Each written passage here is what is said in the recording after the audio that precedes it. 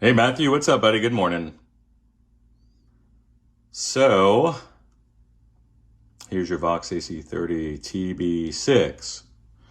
So to let you know, the amp is stable. Preamp tubes are okay. So that's one less concern that we have.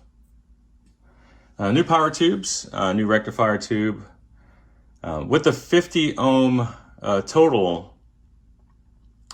resistance for the cathode bias resistor, it's pulling 10.2 volts across it, which is about standard. This is at 116 volts. Hot, but that's just how these run. Can bump you up if need be to a cooler bias, but it'll impact the sound. So just maybe think on it.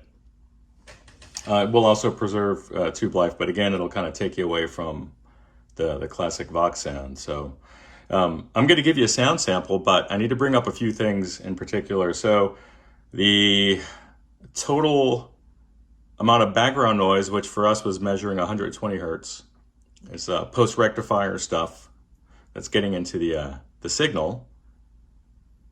It's still there. It's 4 decibels lower.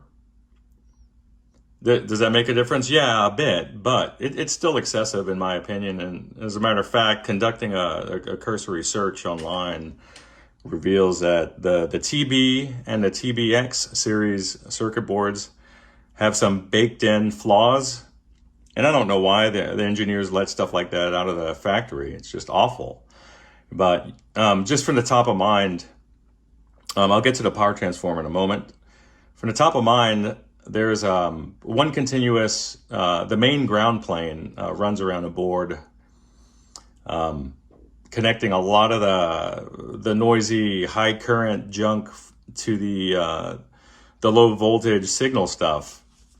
So we're getting a lot of noise injected there. Also, the heater supply, which is incredibly noisy, is running right over the grid circuitry for the power tubes, and literally right over the preamp tubes.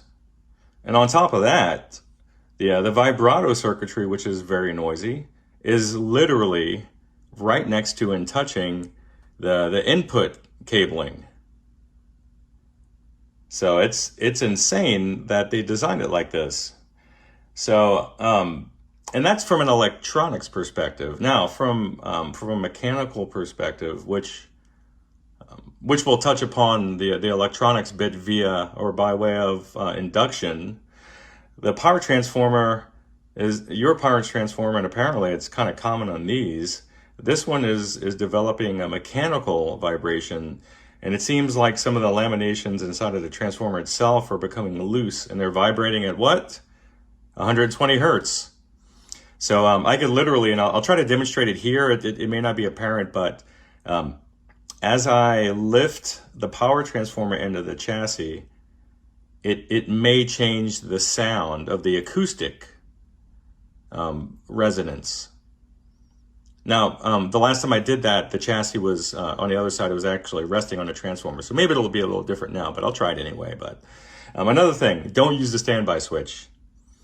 The standby configuration on these pulls a ton of current through this this GZ34, and it's going to just wear it down in short order.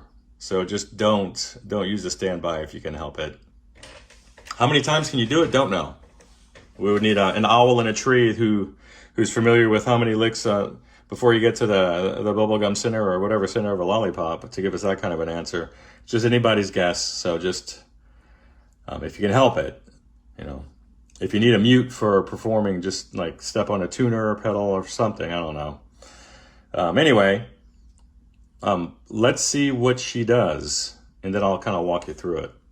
So standby's in play mode, and then now a warm up.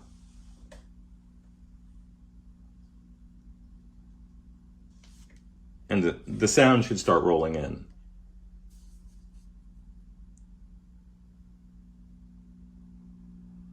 Here it comes. This is proof that you don't need a standby switch in these amps. That's how long it took to warm up. Oh, so the loudest sound you're hearing now is mechanical. Surely my desk is vibrating. Let's see. I don't know if you're getting a sense of that, but it is pretty incredible. Now this is with everything off. Now,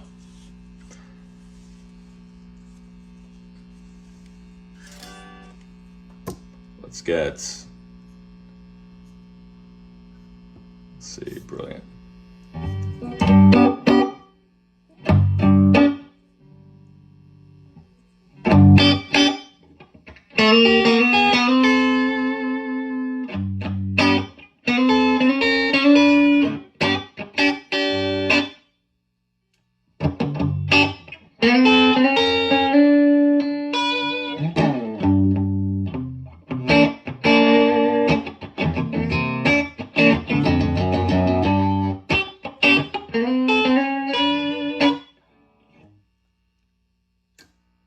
In this, that there, noisy room for guitars. All right, so it'll give you a sense of it. Obviously not as loud as the amplified signal, but it's there. It's in the background. Now, I'm on a brilliant channel. I'm rolling it up to about, what is that? About, say, 75% up, okay? Pretty loud. Now, if I take the unused channels volume and roll it up to about 75%, the high end of the buzz or the harmonics disappear and it becomes less apparent. And you're left with a dull 120 in the background. Now check this out. I'll roll it back over. And it's back. See? Boop. Watch this. It's about the quietest it's gonna get.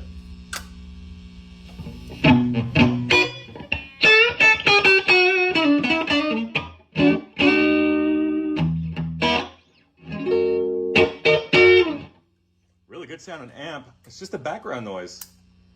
Let's observe the power tubes. And they're cooking. They're not red plating, but they're cooking, man. It's a great sound. And this is through a 412, just modern rock speakers. Not really the a representation of what you'll get through your cab, but we'll test that as well.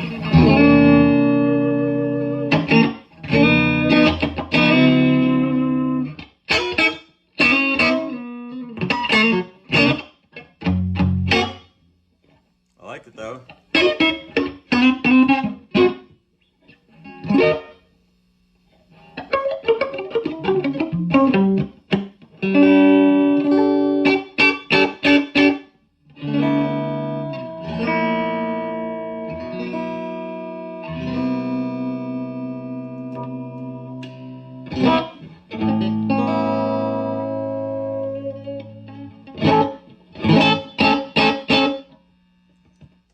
That's my volume rolled down.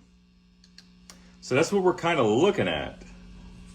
Now, there are service bulletins from the factory on the TB and the TBX series that are well published. And I think if you check out Lyle's channel, or Psionic Audio, Psionic with a P obviously, go have a look. And he's done some extensive work on this particular issue. So go have a look at him. And I think the Brad, not the Gitologist Brad, but the Australian Brad has probably addressed this as well. Maybe it wouldn't surprise me. So that's kind of what we're looking at here. So this is technically a healthy TB6, or at least this is one that's standard, the background noise and all. Maybe.